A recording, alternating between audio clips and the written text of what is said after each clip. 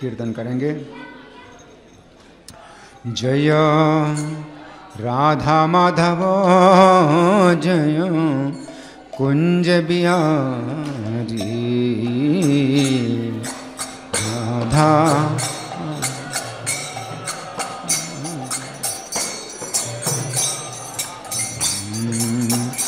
जय राधा माधव जय कुंज बिहारी राधा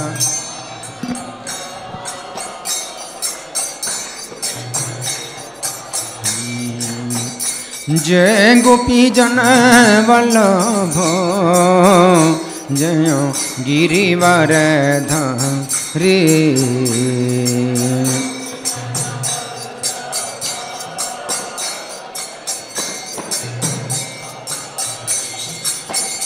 जय गोपी जन वल्लभ जय गिरिवर धारी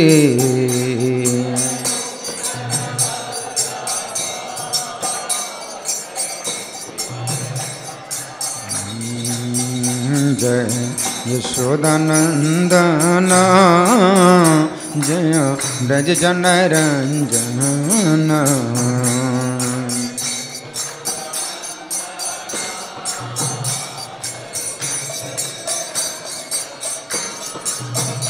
जय यशोदानंदन जय ब्रज जन रंजन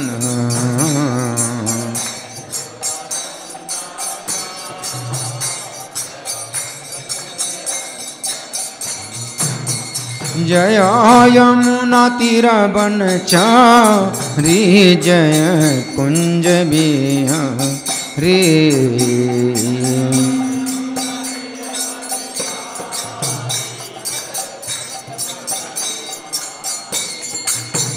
जय यमुना तीर बनचारी जय कुंज बिहारी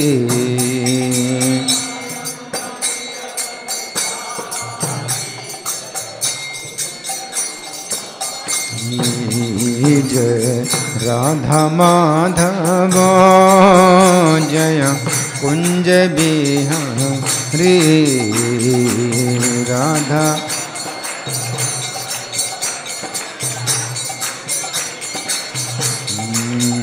जय राधा माधव जय कुंज बिहारी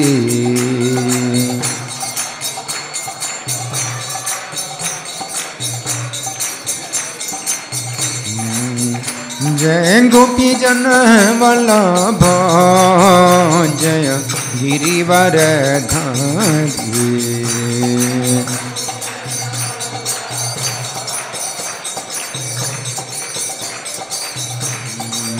जय गोपी जन वल्लभ जय गिरिवर धारी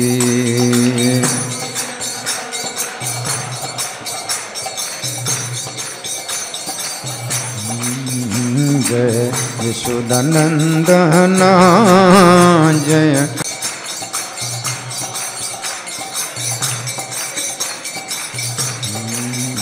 जय यशोदानंदन जय ब्रज जन रंजन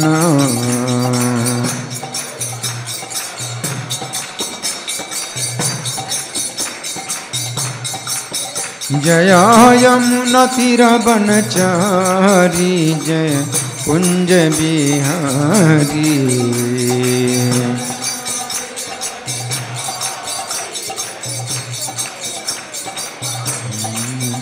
जय यमुना तीर बनचारी जय कुंज बिहारी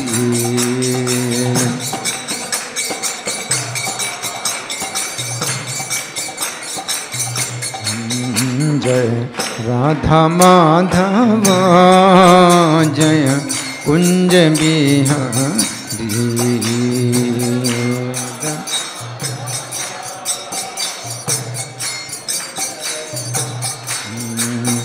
निताय गौर हरि बोल हरि बोल हरि बोल।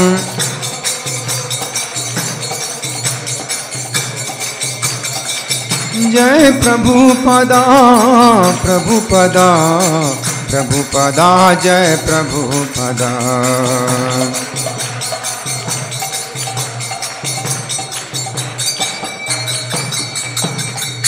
सब लोग प्रणाम करें। जय Om Vishnupada Paramahamsa Parivrajakacharya Ashtottara Shri Srimad his divine grace Abhay Charanaravinda Bhakti Vedanta स्वामी श्रील प्रभुपाद की जय। नित्य लीला प्रविष्ट ISKCON founder Acharya saviour of the whole world Jagat Guru Srila Prabhupada की जय।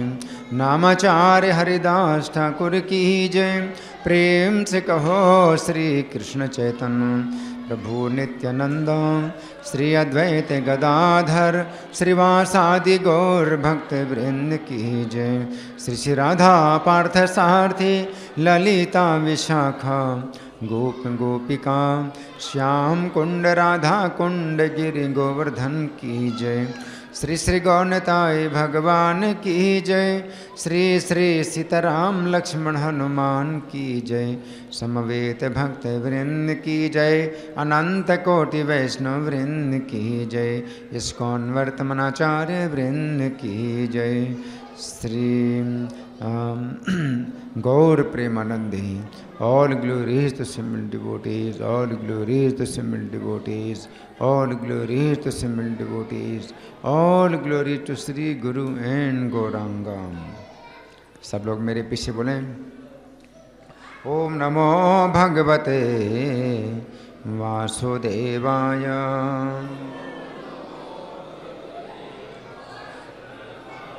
ओम नमो भगवते वासुदेवाय।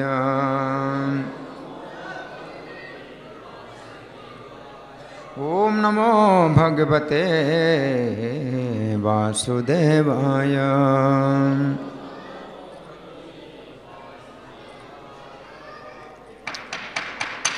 बातें नहीं आपस में कोई बातें नहीं करेगा। सबको इशारा करिए चुप रहने का, बिल्कुल शांत।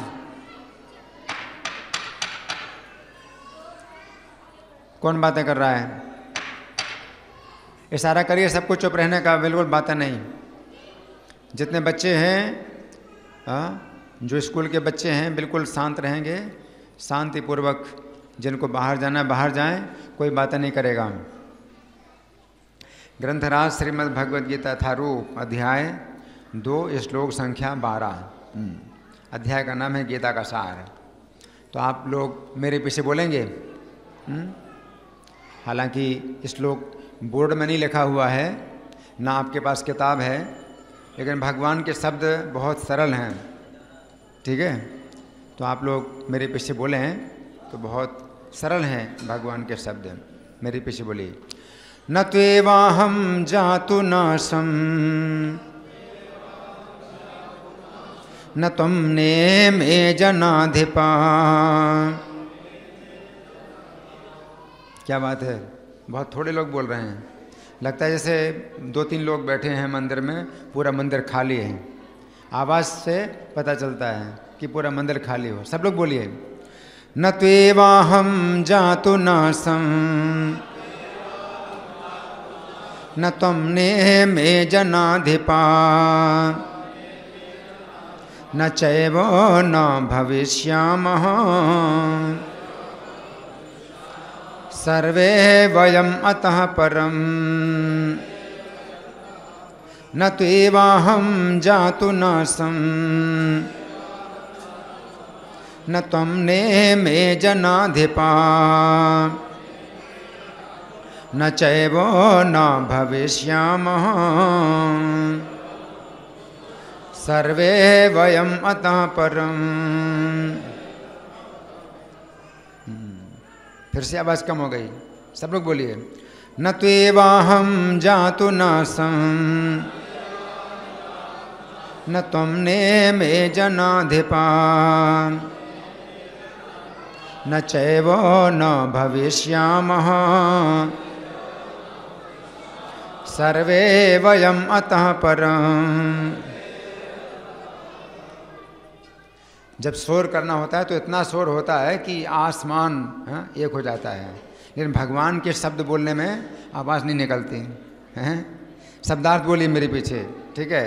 न, नहीं, तो, लेकिन, एवं, निश्चय ही, अहम, मैं, जातु, किसी काल में, न, नहीं, आसम, था, न, नहीं, त्वम, तुम, न, नहीं, इमे, ये सब, जन, अधिपाह, राजागण, न, कभी नहीं, च, भी, एव, निश्चय ही, न, नहीं, भविष्यामः, रहेंगे, सर्वे, वयम, हम सब, अतः, परम, इससे आगे। आप लोग मेरे पीछे बोलें, ऐसा कभी नहीं हुआ कि मैं ना रहा हूँ या तुम ना रहे हो, अथवा ये समस्त राजा ना रहे हों, और ना ऐसा है कि भविष्य में हम लोग नहीं रहेंगे। बहुत गहरी बात है ये, है ना। तो स्पष्ट है भगवान क्या कह रहे हैं, न त्वेवाहम जातु नासम, कभी ऐसा नहीं था कि मैं नहीं था। पहले कभी भी ऐसा कोई समय नहीं था कि जब मैं नहीं था, है? या तुम नहीं थे, है? और ना ऐसा कोई समय था कि सब लोग नहीं थे, हैं? राजागण, न चेव न भविष्य, न आगे कभी ऐसा होगा कि हम सब लोग नहीं रहेंगे। मतलब व्यक्तिगत सत्ता, हर जीव की व्यक्तिगत सत्ता हमेशा थी, हमेशा रहेगी। ये बात भगवान कह रहे हैं, है ना। तो हम सुनेंगे प्रभुपाद जी तात्पर्य में क्या लिखते हैं। श्रील प्रभुपाद की जय।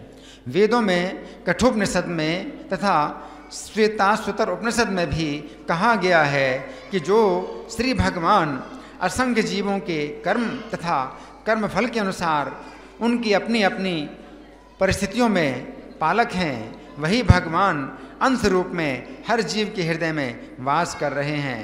केवल साधु पुरुष जो एक ही ईश्वर को भीतर बाहर देख सकते हैं, पूर्ण एवं शाश्वत शांति प्राप्त कर पाते हैं। नित्यो नित्याम चेतनम नित्यो नित्यानाम चेतनश्चेतनानाम एको बहूनाम यो विदधाति कामान तामात्मस्थम येनु पश्यन्ति धीरास् तेषां शांति शाश्वती नेतरेषां। कठोपनिषद 2:2-13। जो वैदिक ज्ञान अर्जुन को प्रदान किया गया वही विश्व के उन समस्त पुरुषों को प्रदान किया जाता है जो विद्वान होने का दावा तो करते हैं किंतु जिनकी ज्ञान राशि न्यून है। भगवान ये स्पष्ट कहते हैं कि वे स्वयं अर्जुन तथा युद्ध भूमि में एकत्र सारे राजा शाश्वत प्राणी हैं। क्या है? शाश्वत प्राणी हैं, है ना। दो लोग मिलकर के भी एक नहीं बन सकते हैं, एक से भी दो नहीं हो सकते हैं। जितने भी जीव हैं ये अलग अलग शाश्वत हैं, है ना। दो जीव मिलकर के भी एक नहीं हो सकते। हम लोग भगवान में नहीं मिल सकते, है ना। भगवान हम में नहीं मिल सकते, हैं। भगवान एक से दो नहीं हो सकते, हैं। कोई जीव दो से एक नहीं हो सकता, है ना। सब शाश्वत हैं, अलग अलग शाश्वत हैं। आगे और इन जीवों की बद्ध तथा मुक्त अवस्थाओं में भगवान ही एकमात्र उनके पालक हैं। भगवान परम पुरुष हैं तथा भगवान के चिर संगी अर्जुन और वहाँ पर एकत्र सारे राजागण शाश्वत पुरुष हैं। ऐसा नहीं है कि भूतकाल में प्राणियों के रूप में अलग अलग उपस्थित नहीं थे,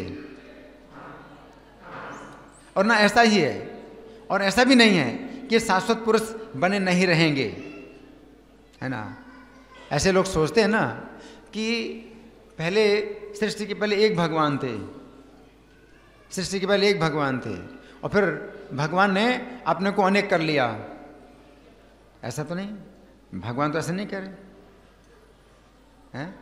गलत है ना, ये बात गलत है, हैं? लोग कहते हैं कि शुरू में जो है एक भगवान थे, हैं? अलग अलग जीव नहीं थे, और फिर भगवान के टुकड़े हो गए तो कई जीव बन गए, हम सब भगवान के टुकड़े हो गए, और बाद में सब अंत में मिल जाएंगे तो एक भगवान बन जाएंगे। क्या ऐसा ठीक है? गलत है ना, गलत है ना। तो यहाँ पर ऊपर लिखते हैं शाश्वत पुरुष बने रहेंगे, उनका अस्तित्व भूतकाल में था और भविष्य में भी निर्बाध रूप से बना रहेगा, अतः किसी के लिए शोक करने की कोई बात नहीं है। ये मायावादी सिद्धांत गलत है। प्रभुपाद बताते हैं मायावादी सिद्धांत कि मुक्ति के बाद आत्मा माया के आवरण से पृथक होकर निराकार ब्रह्म में लीन हो जाएगा, गलत है। मुक्ति के बाद क्या हो जाएंगे? हम ब्रह्म में लीन हो जाएंगे, हैं? हम नहीं रहेंगे, शून्य हो जाएंगे। क्या है? गलत है ना, हैं? सही है? गलत है। और अपना अस्तित्व खो देगा। मुक्ति के बाद हम अपना अस्तित्व खो देंगे, समाप्त हो जाएंगे, है ना। गलत है। यहाँ पर परम अधिकारी भगवान कृष्ण द्वारा पुष्ट नहीं हो पाता। परम अधिकारी भगवान कृष्ण के द्वारा ये सिद्धांत पुष्ट नहीं होता, मायावादियों का सिद्धांत, है ना। ना ही इस सिद्धांत का समर्थन हो पाता है कि बद्ध अवस्था में ही हम अस्तित्व का चिंतन करते हैं।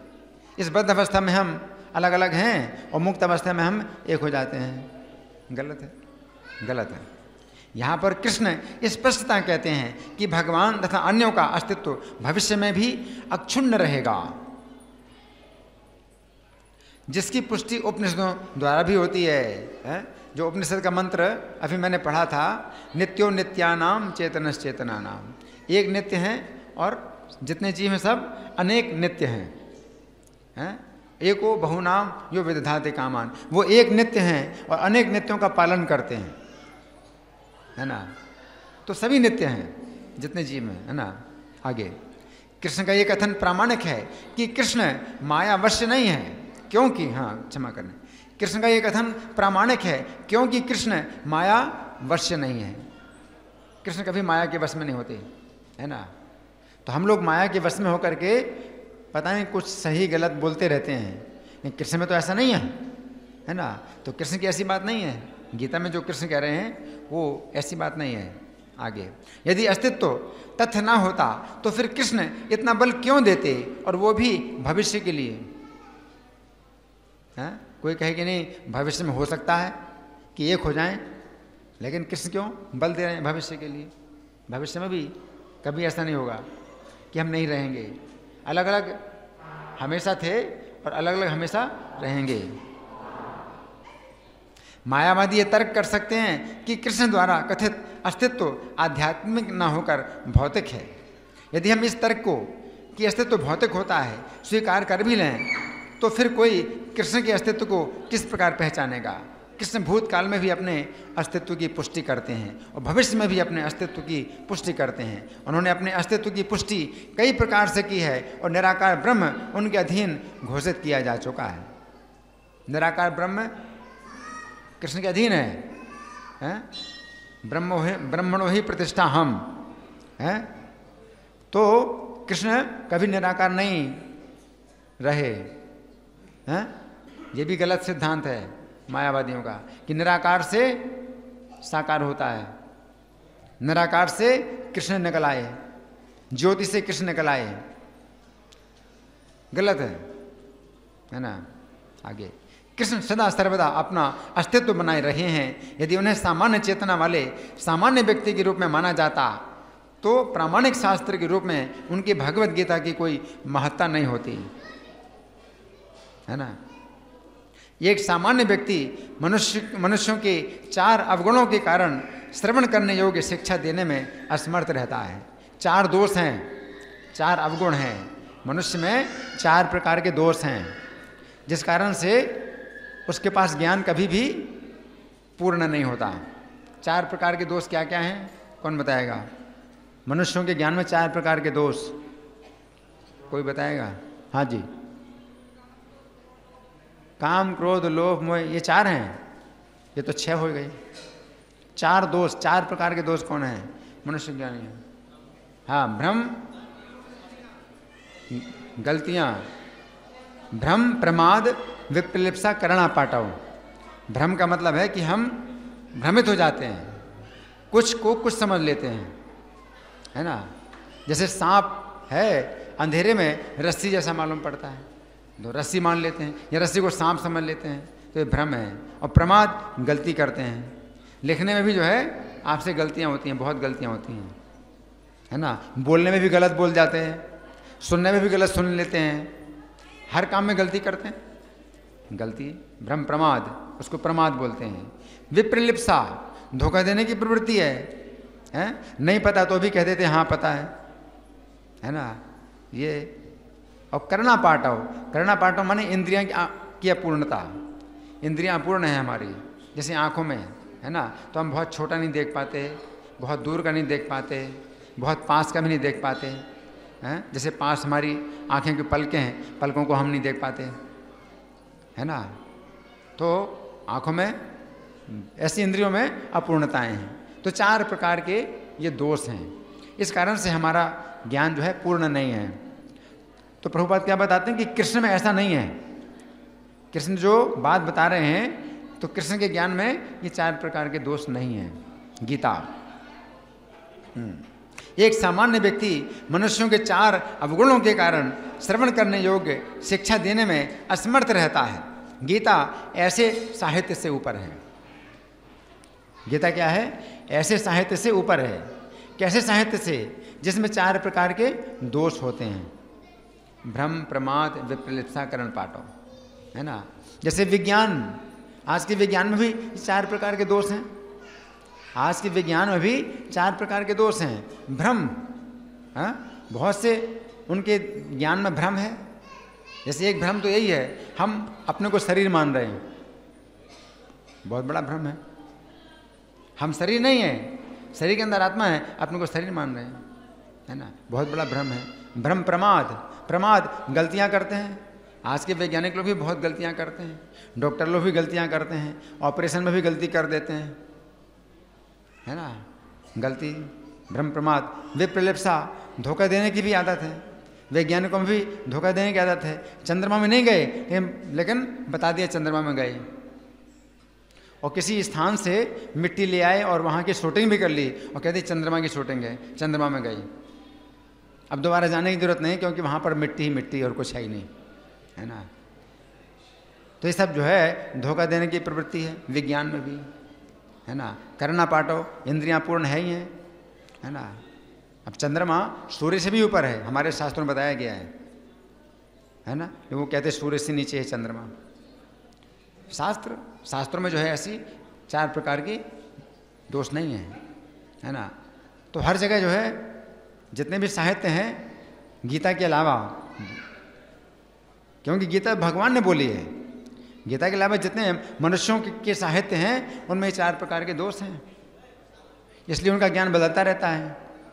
पहले उन्होंने परमाणु की कुछ परिभाषा करी, उसके बाद फिर परमाणु को उन्होंने कहा कि विभाजन नहीं हो सकता, फिर बाद में पता चला परमाणु का भी विभाजन हो सकता है, उसके अंदर भी नाभिक है, इलेक्ट्रॉन है, प्रोटॉन है, मतलब कितने कितने उनके जो ज्ञान है उसमें बदलता रहता है ना। तो कोई भी ज्ञान जो है पूर्ण नहीं है, लेकिन भगवद गीता में ऐसी बात नहीं है। भगवद गीता ज्ञान हमेशा पूर्ण है। तो आगे प्रभु पर लिखते हैं, गीता ऐसे साहित्य से ऊपर है, कोई भी संसारी ग्रंथ गीता की तुलना नहीं कर सकता। श्री कृष्ण को सामान्य व्यक्ति मान लेने पर गीता की सारी महत्ता जाती रहती है। अगर कृष्ण को भी कहें कि कृष्ण ऐसा कह रहे हैं, लेकिन ये तो कृष्ण का सिद्धांत है, हमारा सिद्धांत तो ये है, तो क्या मतलब, है ना। अगर कृष्ण को भी आपने अपने जैसा मान लिया है, तो फिर गीता का फिर महत्व क्या रहा, है ना। मायावादियों का तर्क है कि इस श्लोक में वर्णित द्वैत लौकिक है और शरीर के लिए प्रयुक्त हुआ है, किंतु इसके पहले वाले श्लोक में ऐसी देहात्म बुद्धि की निंदा की गई है। एक बार जीवों की देहात्म बुद्धि की निंदा करने के बाद ये कैसे संभव है कि कृष्ण पुनः शरीर पर उसी वक्तव्य को दोहराते हैं, है ना। शरीर के हिसाब से थोड़े भगवान बोल रहे हैं, आत्मा के हिसाब से बोल रहे हैं। इस श्लोक में भगवान आत्मा के हिसाब से बोल रहे हैं ना, शरीर के हिसाब से थोड़े बोल रहे हैं। शरीर तो हमारा भी और आपका नहीं था पहले, लेकिन भगवान जब कह रहे हैं हम थे और आप सब थे पहले, तो शरीर के हिसाब से थोड़ी बोल रहे हैं, है ना। और भविष्य में कभी भी ऐसा समय नहीं रहेगा, हम सब लोग नहीं रहेंगे, तो शरीर थोड़ी रहेगा। शरीर के हिसाब से हम लोग थोड़ी रहेंगे, लेकिन आत्मा के हिसाब से भगवान बोल रहे हैं। अतः ये अस्तित्व आध्यात्मिक आधार पर स्थापित है और इसकी पुष्टि रामानुजाचार्य तथा अन्य आचार्यों ने भी की है। गीता में कई स्थलों पर इसका उल्लेख है कि आध्यात्मिक अस्तित्व केवल भगवत भक्तों द्वारा ही ज्ञेय है। ज्ञेय मतलब जाना जा सकता है, केवल भक्तों के द्वारा ही जाना जा सकता है। जो भक्त नहीं है वो नहीं जान सकते आध्यात्मिक अस्तित्व, है ना। ये भक्त लोग ही जान सकते हैं इस बात को। जो लोग भगवान कृष्ण का विरोध करते हैं उनकी इस महान साहित्य तक पहुंच नहीं हो पाती। अब भक्तों द्वारा गीता के उपदेशों को समझने का प्रयास, सुनिए ध्यान से, प्रभुपाद क्या कर रहे हैं। अब भक्तों द्वारा गीता के उपदेशों को समझने का प्रयास मधुमक्खी द्वारा मधु पात्र चाटने के सदृश है। आया समझ में? आया समझ में? नहीं क्या? फिर से सुनिए ध्यान से सुनिए। अब भक्तों द्वारा गीता के उपदेशों को समझने का प्रयास मधुमक्खी द्वारा मधुपात्र चाटने के सदृश है। क्या मतलब? आप आंखें क्यों बंद किए हैं? हरि बोल। आंखें बंद करके नहीं बैठना चाहिए। आपकी आंखें बंद होगी, मैं भी आंखें बंद कर लूँगा, अच्छा लगेगा? अच्छा नहीं है, आंखें बंद करना अच्छा नहीं होता है। आया समझ में? नहीं। फिर से सुनिए, प्रभुपाद कहते हैं अब भक्तों द्वारा गीता के उपदेशों को समझने का प्रयास मधुमक्खी द्वारा मधुपात्र चाटने के सदृश है। आया समझ में? नहीं। वो थोड़ा कठिन शब्द है ना, शब्द थोड़ा कठिन है। फिर से सुनिए, अब भक्तों द्वारा गीता के उपदेशों को समझने का प्रयास, अब भक्तों द्वारा गीता के उपदेशों को समझने का प्रयास मधुमक्खी द्वारा मधुपात्र चाटने के सदृश है। कांच में शहद हो और मधुमक्खी जो है उसको शहद सोच करके और वो बाहर से अगर चाटे तो उसको क्या शहद का स्वाद मिलेगा? मधुमक्खी जो है कांच की बोतल में दिखाई पड़ता है उसको कि शहद है? उसको कांच नहीं दिखाई पड़ती। मधुमक्खी जो है शहद देखती है, लेकिन आर पार कांच के आर पार शहद है, लेकिन कांच उसको नहीं दिखाई पड़ता। तो मधुमक्खी उस शीशी के ऊपर चाट रही है शहद को, तो क्या शहद का टेस्ट मिलेगा उसको? नहीं मिलेगा। अब भक्त लोग जो है गीता के उपदेशों को समझने का प्रयास करते हैं, लेकिन समझ नहीं सकते हैं। आप समझ रहे? नहीं समझे? जैसे मधुमक्खी है, उसको दिखाई तो पड़ रहा है शहद, लेकिन कांच उसको दिखाई नहीं पड़ रहा जो कांच के अंदर शहद है, और कांच के बाहर जो है वो चाट रही है शहद को, खा रही है, तो उसको शहद नहीं मिल सकता। अब भक्त लोगों के लिए गीता का उपदेश उसी प्रकार से है। वे समझने का प्रयास करेंगे तो उनको समझ में नहीं आएगा। बहुत अच्छा प्रभुपाद ने बताया, है ना। भक्त लोग ही जो है समझ पाते हैं कि भाई शहद तो कांच के अंदर है, उसकी सील खोल करके जो है शहद निकालो और तब उसका जो है लाभ उठाओ, टेस्ट करो। वो भक्त लोगों के लिए गीता है? आगे, पात्र को खोले बिना मधु को नहीं चखा जा सकता है। इसी प्रकार भगवद गीता के रहस्यवाद को केवल भक्त ही समझ सकते हैं, अन्य कोई नहीं। जैसा कि इसके 4th अध्याय में कहा गया है। 4थे अध्याय में भगवान ने कहा अर्जुन से, क्या कहा? भक्तों से मैं सखा चेती रहस्यम है तदुत्तमम। तुम मेरे भक्त हो, मेरे सखा हो, और ये उत्तम रहस्य है, इसलिए मैं तुम्हें बता रहा हूँ, है ना। तो भगवान अंदर से भी बताते हैं, भगवान अंदर से भी गीता का रहस्य बताते हैं, तब समझ में आता है, तब आपको उसका रस मिलेगा।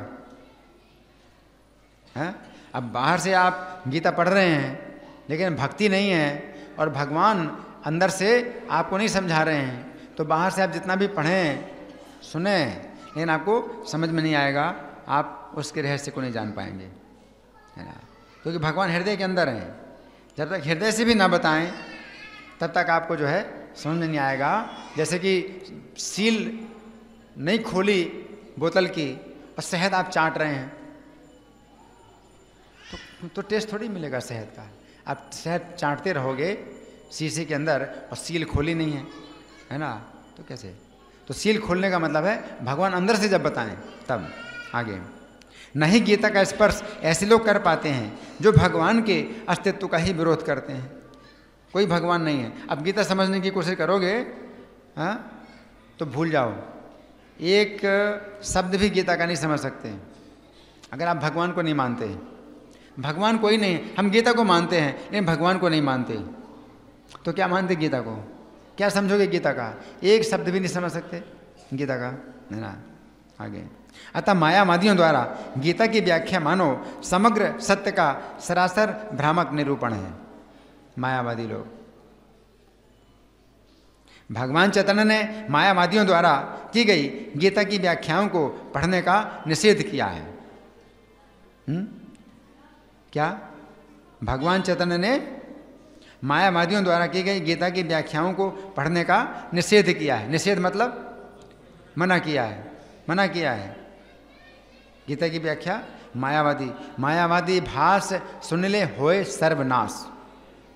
मायावादियों की टीका अगर आपने पढ़ी तो सर्वनाश हो जाएगा, है ना। और चेतावनी दी है कि जो कोई ऐसे मायावादी दर्शन को ग्रहण करता है वो गीता के वास्तविक रहस्य को समझ पाने में असमर्थ रहता है। यदि अस्तित्व का अभिप्राय अनुभव गम्य ब्रह्मांड से है तो भगवान द्वारा उपदेश देने की कोई आवश्यकता नहीं थी। आत्मा तथा परमात्मा का द्वैत शाश्वत तथ्य है। आत्मा और परमात्मा का द्वैत मतलब भेद शाश्वत तथ्य है और इसकी पुष्टि वेदों द्वारा होती है, जैसा कि ऊपर कहा जा चुका है। तो यहाँ प्रभुपाद का तात्पर्य समाप्त हो गया। तो इसी श्लोक पर जो श्री भगवान ने कहा हमने लिखा है उसको कुछ सुनिए, क्योंकि इतना समय नहीं है कि मैं पूरा सुनाऊं, लेकिन थोड़ा इसमें से आप सुनिए तो बड़े ध्यान से आप लोग सुनिए। इस श्लोक में श्री भगवान अर्जुन को ब्रह्म ज्ञान का उपदेश कर रहे हैं। इस श्लोक में भगवान ने कौन सा ज्ञान बताया है? ब्रह्म ज्ञान। ये श्लोक भगवद गीता के ज्ञान का आधार है। भगवद गीता के ज्ञान का आधार है, अर्थात संपूर्ण भगवद गीता का ज्ञान इसी श्लोक पर आधारित है, इसी श्लोक पर आधारित है। यदि इस श्लोक को अच्छी प्रकार से समझ लिया जाए तो फिर आगे चलकर गीता की अन्य बातों को भी समझा जा सकता है। परंतु यदि इसी श्लोक को समझने में भूल होगी तो आगे चलकर ये भूल अधिक अधिक बढ़ती चली जाएगी। जिस प्रकार यदि कोई व्यक्ति किसी विशेष लक्ष्य की ओर जा रहा हो तथा यदि शुरू में ही उसकी दिशा थोड़ी सी बदल जाए तो तथा वो उस बदली हुई दिशा में चलता जाए तो वो जितना अधिक आगे बढ़ता जाएगा उतना ही अधिक वो सही रास्ते से दूर होता जाएगा, है कि नहीं? है? आपको जाना है उधर सीधे और आप थोड़ा सा ऐसे मुड़ गए, अब जितना आप जा रहे हैं तो सही दिशा से आप उतना दूर जा रहे हैं। तो ये श्लोक क्या है? आधार है। अगर इसको आपने सही नहीं समझा ठीक से तो आगे जितना भी आप समझेंगे सब गलत होता जाएगा, है ना। आगे उसी प्रकार यदि इस श्लोक को समझने में थोड़ी सी भी भूल होगी तो आगे चलकर गीता की जितनी व्याख्या की जाएगी उतनी ही गलत होगी। जितनी व्याख्या करेंगे उतनी ही गलत होगी।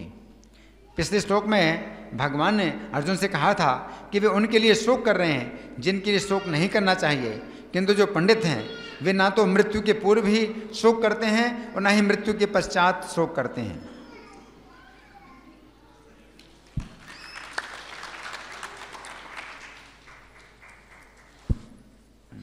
अब इस श्लोक में भगवान उस सत्य की व्याख्या कर रहे हैं जिसको समझकर पंडित गण शोक नहीं करते हैं। तो सर्वप्रथम कहा गया न तु एव अहम न असम अर्थात ना तो ऐसा है कि किसी समय मैं नहीं था। अब सुनिए ध्यान से, भगवान ने क्या कहा? ना तो ऐसा है कि किसी समय मैं नहीं था। इन शब्दों में गहराई का कोई अंत ही नहीं है।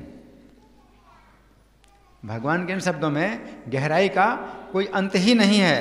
श्री कृष्ण प्रत्येक समय की अपनी प्रत्येक बात को जानते हैं, इसलिए वे कह रहे हैं कि ऐसा कोई भी समय नहीं था जिस समय वे नहीं थे।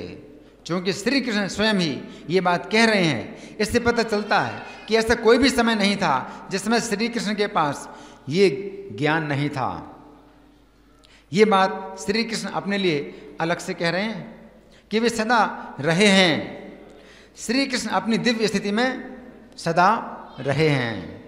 अब यहाँ पर प्रश्न उठता है कि श्री कृष्ण सीधे ऐसा भी कह सकते थे कि वे पूर्व में सदा थे।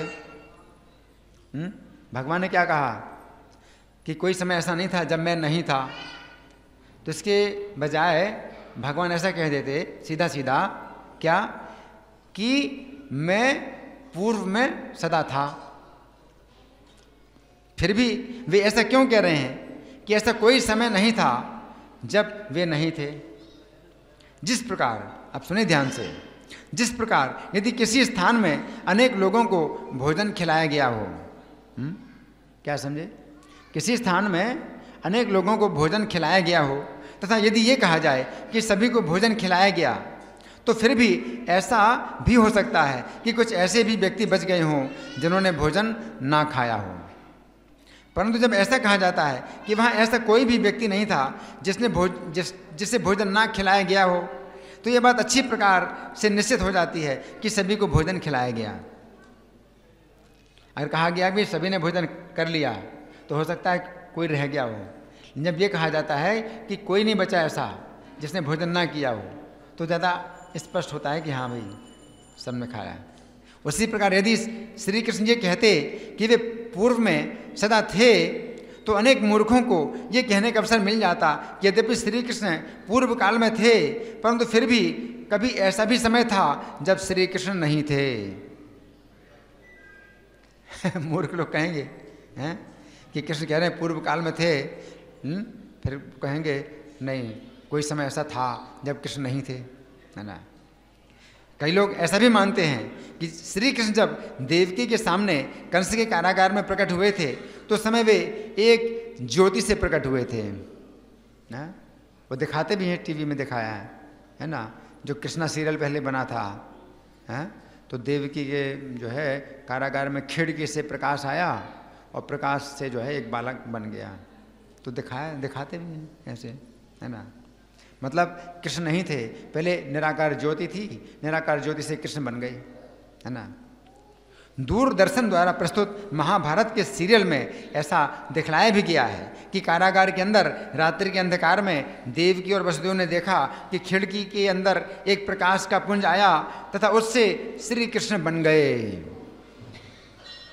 इसका अर्थ यही हुआ कि श्री कृष्ण अपने जन्म के पूर्व एक निराकार ज्योति थे। वो दिखाते हैं तो क्या मतलब हुआ कि कृष्ण जो है निराकार ज्योति थे। एक दृष्टि से तो ये प्रस्तुतिकरण अच्छा है कि श्री कृष्ण कोई सामान्य व्यक्ति नहीं है। उनका शरीर खून, हड्डी और मांस का बना हुआ नहीं है, क्योंकि उनका शरीर एक ज्योति से बना है। परंतु यदि गहराई से देखा जाए तो पता चलता है कि ये प्रस्तुतिकरण गलत है। वैसे तो अच्छा है भाई, ज्योति से बने तो खून, हड्डी, मांस से तो नहीं बने, अच्छी बात है ज्योति से बने कृष्ण, लेकिन फिर भी गलत है, कि कृष्ण जो है पहले निराकार थे, ज्योति थे, उनका शरीर नहीं था, फिर भी गलत है ना। क्योंकि इसमें यह माना गया है कि श्री कृष्ण अपने जन्म के पूर्व निराकार ज्योति थे। गीता 7:24 में श्री कृष्ण कहते हैं, बुद्धिहीन मनुष्य मुझको ठीक से ना जानने के कारण सोचते हैं कि मैं पहले निराकार था और अब मैंने इस स्वरूप को धारण किया है। वे अपने अल्प ज्ञान के कारण मेरी अविनाशी और सर्वोच्च प्रकृति को नहीं जान पाते। इस श्लोक के तात्पर्य में श्रील प्रभुपाद यामुनाचार्य का एक श्लोक उद्धृत करते हैं, जिसका अर्थ है, हे प्रभु, व्यास देव तथा नारद जैसे भक्त आपको भगवान रूप में जानते हैं, मनुष्य विभिन्न वैदिक ग्रंथों को पढ़कर आपके गुण, रूप तथा कार्यों को जान सकता है और इस तरह आपको भगवान के रूप में समझ सकता है, किंतु जो रजो तथा तमोगुण के बस में है, ऐसे असुर तथा अभक्तगण आपको नहीं समझ पाते। ऐसे अभक्त वेदांत, उपनिषद और वैदिक ग्रंथों की व्याख्या करने में कितने ही निपुण क्यों ना हो, वे भगवान को नहीं समझ पाते ना। और बहुत टीकाएँ लिखते हैं, वैदिक ग्रंथों की टीकाएँ लिखते हैं, लेकिन नहीं समझ पाते हैं। श्रीमद् भागवत के अनुसार जब श्री कृष्ण का जन्म हुआ, उसके पूर्व वे देवकी के गर्भ में थे तथा उस समय भी ब्रह्मा तथा शिव आदि समस्त देवताओं ने कंस के कारागार में आकर श्री कृष्ण की परमेश्वर के रूप में स्तुति की थी। गर्भ, जब कृष्ण गर्भ में थे उस समय भी सब देवताओं ने आकर के स्तुति की थी भगवान की। इसके भी पूर्व श्री कृष्ण अपने गोलोक धाम में थे तथा उन्होंने योग माया को आदेश दिया कि देवकी के गर्भ में 7वें पुत्र के रूप में स्थित बलराम जी को वो रोहिणी के गर्भ में स्थानांतरित कर दे। इस प्रकार हमें समझना है कि श्री कृष्ण अपने नाम, रूप, गुण तथा लीलाओं के साथ अपने धाम में सदा निवास करते हैं, है ना। तो इस तरह से हमें बात को समझना है। ये जो सिद्धांत है भगवद गीता में भगवान ने जो सबसे पहले दिया, ये नींव है। जैसे नींव के बिना, अगर नींव पक्की ना हो और आप मकान बनाएं हैं, और मकान बहुत पक्का बनाया, क्या है, ध्वस्त हो जाएगा, है। मकान बहुत पक्का बनाया, ये नींव पक्की नहीं है, क्या फायदा है, सब ध्वस्त, बेकार है। तो नींव बहुत मजबूत होनी चाहिए, है ना। तो ये जो श्लोक है, ये क्या है, गीता की नींव है ना। इसको अच्छी तरह समझना है ना। आगे इसके बाद श्री कृष्ण कहते हैं, न तुमने में जनाधिपा, अर्थात ऐसा कोई समय नहीं था जिस समय तुम और ये सभी राजागण नहीं थे। अब यहाँ पर एक अंतर है, जब श्री कृष्ण अपने विषय में कोई बात कहते हैं तो वो बात उनके शरीर और आत्मा दोनों के लिए लागू होती है। जहाँ कृष्ण अपने लिए कहते हैं मैं, तो वहाँ पर कृष्ण का शरीर और आत्मा दोनों के लिए, कृष्ण के शरीर में और आत्मा में कोई अंतर नहीं है। आप ये नहीं कह सकते हैं कि जैसे हम शरीर बदलते हैं ऐसे कृष्ण भी अपना शरीर बदलते हैं। कृष्ण का शरीर नहीं बदलता है। कृष्ण का शरीर कैसा है, सच्चिदानंद विग्रह, सच्चित आनंद। सत का मतलब सनातन, चित का मतलब ज्ञान और आनंद, सब प्रकार का रस कृष्ण के शरीर में है। और हमारा शरीर उल्टा है, सत का उल्टा असत, हमारा शरीर क्या है, असत है। चित का उल्टा अचित, हमारा शरीर अचित है। और आनंद का उल्टा निरानंद, हमारा शरीर निरानंद है ना। तो जब कृष्ण हमारे बारे में कहते हैं कि हम शाश्वत हैं, तो हम का मतलब शरीर नहीं, जीवात्मा नहीं। जब कृष्ण अपने बारे में कहते हैं कि मैं शाश्वत हूँ, तो कृष्ण अपने बारे में जब कहते हैं तो कृष्ण का शरीर और कृष्ण की आत्मा दोनों, कोई भेद नहीं है ना। देहे देही विभेदो नाय न ईश्वरे क्वचित, देहे देही विभेदो यम ईश्वरे नास्ति क्वचित। ईश्वर में जो है देह और देही का भेद नहीं है ना। क्योंकि श्री कृष्ण के शरीर और आत्मा में कोई अंतर नहीं है। परंतु जब अर्जुन तथा अन्य राजाओं की बात आती है तो ये बात उनकी आत्माओं के लिए है जो अपने कर्मों के कारण अपने शरीरों को बदलते रहते हैं। परंतु अर्जुन की स्थिति फिर भी अन्य राजाओं से अलग है। यद्यपि अर्जुन एक जीवात्मा है तथा श्री कृष्ण एकमात्र परमेश्वर हैं, परंतु फिर भी शुद्ध भक्त होने के कारण वे सदा श्री कृष्ण के साथ रहते हैं। अर्जुन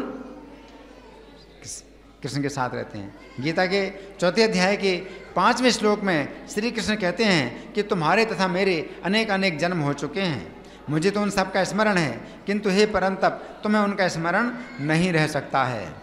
इससे पता चलता है कि अर्जुन विस्मरणशील जीवात्मा होते हुए भी अत्यंत भाग्यशाली हैं। अर्जुन और कृष्ण में अंतर है? कृष्ण को सब याद है, अर्जुन को याद नहीं है। लेकिन तो भी अर्जुन कितने भाग्यशाली हैं कि हमेशा कृष्ण के साथ रहते हैं,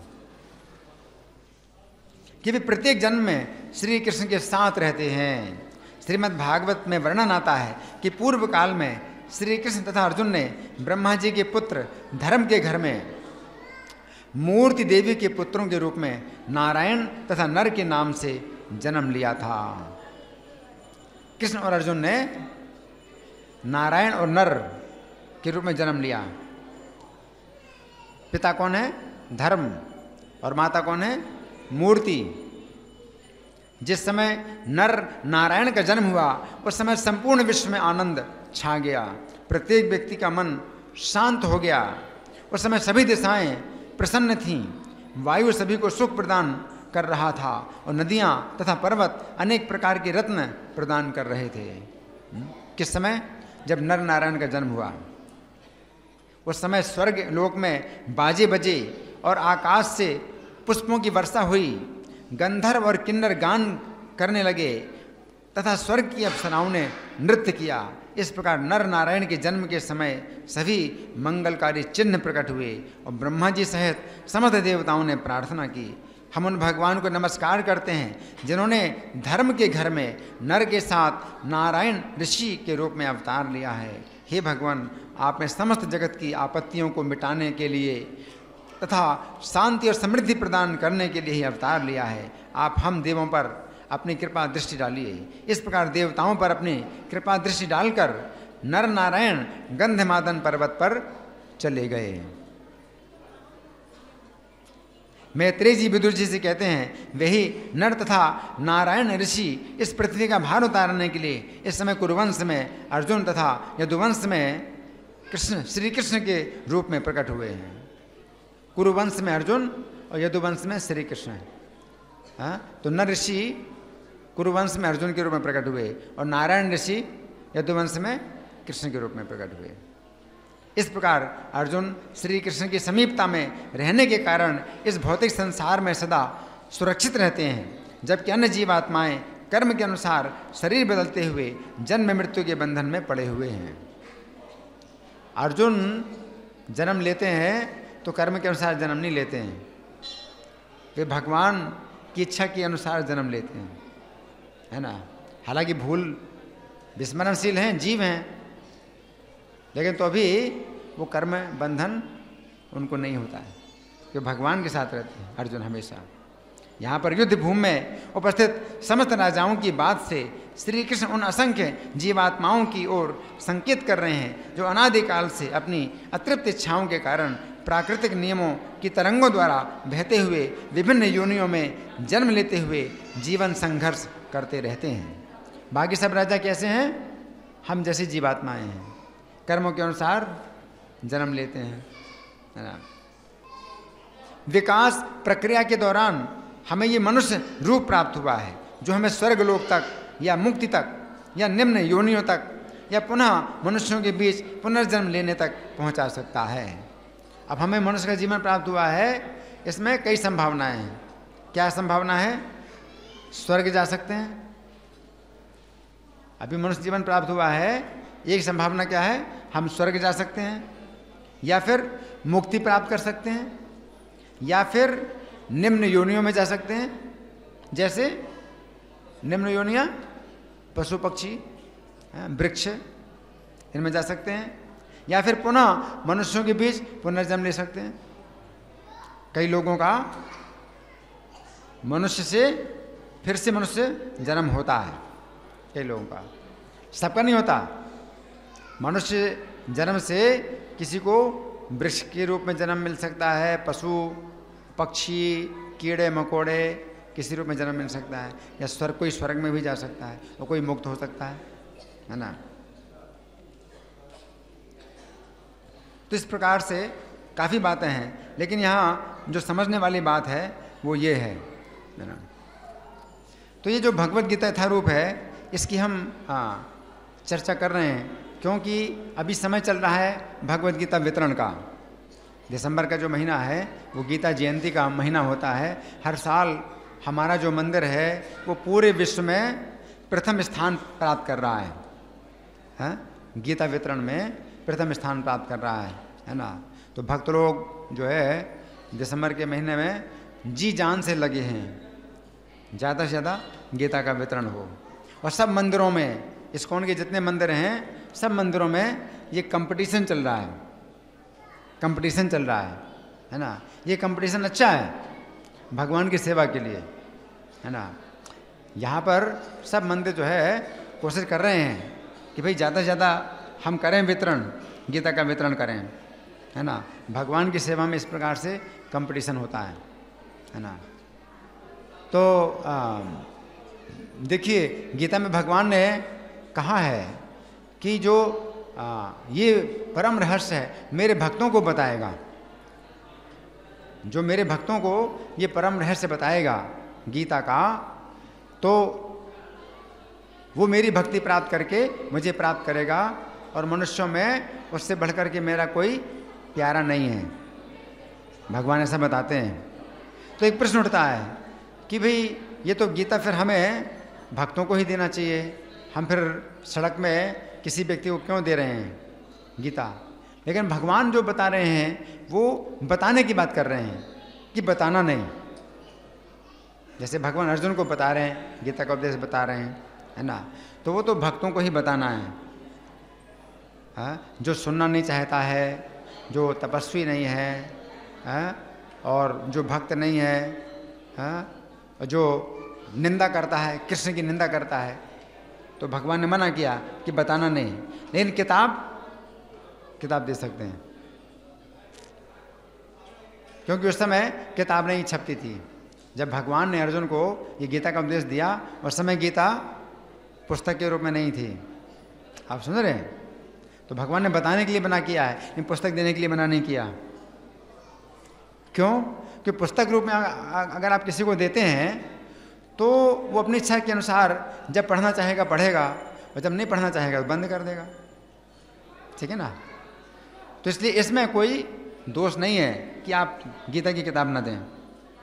जहाँ तक बताने की बात है, बताने के लिए तो भगवान कहते हैं कि तुम जाओ किसी महात्मा के पास, प्रणाम करो, प्रश्न करो, सेवा करो, तब वो तुम्हें ज्ञान का उपदेश देगा। तो ज्ञान का उपदेश भगवान ने मना किया, जो निंदा करे, जो सुनना नहीं चाहता है, जो सेवा नहीं करना चाहता, जो तपस्या नहीं करता है, जो भक्त नहीं है, उसको नहीं बताना। तो बताने के लिए भगवान मना करते हैं, लेकिन पुस्तक देने के लिए मना नहीं कर रहे हैं। इसलिए पुस्तक जो है आप सबको दीजिए। जो लोग पुस्तक नहीं लेना चाहते उनको भी आप पुस्तक दीजिए, ले लो, ठीक है ना। और वे आपके दबाव से अगर किताब ले लेते हैं और नहीं पढ़ते हैं तो भी आपको चिंता नहीं करना है कि नहीं पढ़ते हैं। वो नहीं पढ़ता है, वो घर में रख देगा, कोई और पढ़ेगा, उसके घर में कोई दूसरा व्यक्ति आएगा, वो पढ़ेगा, आगे चल कर के उसका बच्चा है 10 साल बाद, 20 साल बाद वो पढ़ेगा, या वो खुद पढ़ेगा 10 साल के बाद, है ना। जैसी बहुत सी घटनाएं हैं। गीता लेकर के लोग जो है अपने घर में रख देते हैं और भूल जाते हैं, लेकिन आगे चल कर के फिर 10 साल के बाद, 5 साल के बाद या 1 साल के बाद फिर उसी गीता को उठाते हैं और फिर उनकी कुछ इच्छा होती देखने की, थोड़ा सा देखा और फिर बंद कर दिया। फिर वो बात जो है उनके दिमाग में, थोड़ी सी बात जो है वो चलती रहती है। फिर वो जब घुस जाती है दिमाग में तो फिर और आगे वो सोचता है कुछ और आगे देखूं, तो फिर और आगे देखता है। तो ऐसे धीरे धीरे कई सालों तक वो जो है पढ़ते रहेंगे। इसलिए पुस्तक के रूप में अगर आपने गीता दे दी किसी को तो आपने बहुत बड़ा काम कर दिया, बहुत बड़ा काम कर दिया, है ना। उस व्यक्ति का जीवन ये बदल देगी, इस जन्म में नहीं तो अगले जन्म में उसकी रक्षा करेगी। तो इसमें बहुत बड़ी रक्षा है और इसको देने में कोई दोष नहीं है ना। इसलिए ये चिंता नहीं करना कि भगवान ने तो भाई मना किया है कि जो तपस्वी नहीं है, जो भक्त नहीं है, जो सेवा नहीं करता, जो निंदा करता है, उसको नहीं देना, ठीक है ना। तो इसलिए, और आजकल जो है मतलब ये टेक्नोलॉजी चली है कि गीता छप रही है, इतनी मात्रा में छप रही है। पहले गीता या कोई भी किताब हो हाथ से लिखी जाती थी। अब इतनी बड़ी किताब हाथ से अगर लिखें, है ना, कितना कागज़ लगेगा, क्योंकि इतने छोटे अक्षर तो आप हाथ से लिख नहीं सकते, है ना। कितना कागज़ लगेगा, है, आप सोच नहीं सकते, और कितना परिश्रम होगा आप सोच नहीं सकते एक किताब लिखने में, है ना। लेकिन अभी टेक्नोलॉजी ऐसी है कि एक बार में लाखों किताबें छप जाती हैं, करोड़ों किताबें छप जाती हैं, है ना। तो इसलिए इनको जो है वितरण करना है। इसलिए आप लोगों से यही प्रार्थना है, अधिक से अधिक इस गीता का वितरण करिए, और हमारा जो दिल्ली का मंदिर है उसको, उसके इज्जत की रक्षा करिए। हमारे मंदिर की इज्जत भाई कई सालों से बनी हुई है। हमारा दिल्ली मंदिर, ईस्ट ऑफ कैलाश का मंदिर, पूरे विश्व में सबसे पहले स्थान में आ रहा है, समझ रहे हैं, है ना। तो आप लोगों के हाथ में है, तो आप लोग इसको अधिक से अधिक दीजिए, लोगों के हाथ में दीजिए। आप ऑफिसों में जाकर के दे सकते हैं, लोगों के घरों में जाके दे सकते हैं, सड़क में जाके दे सकते हैं, हाँ, हर जगह आप दे सकते हैं। धन्यवाद।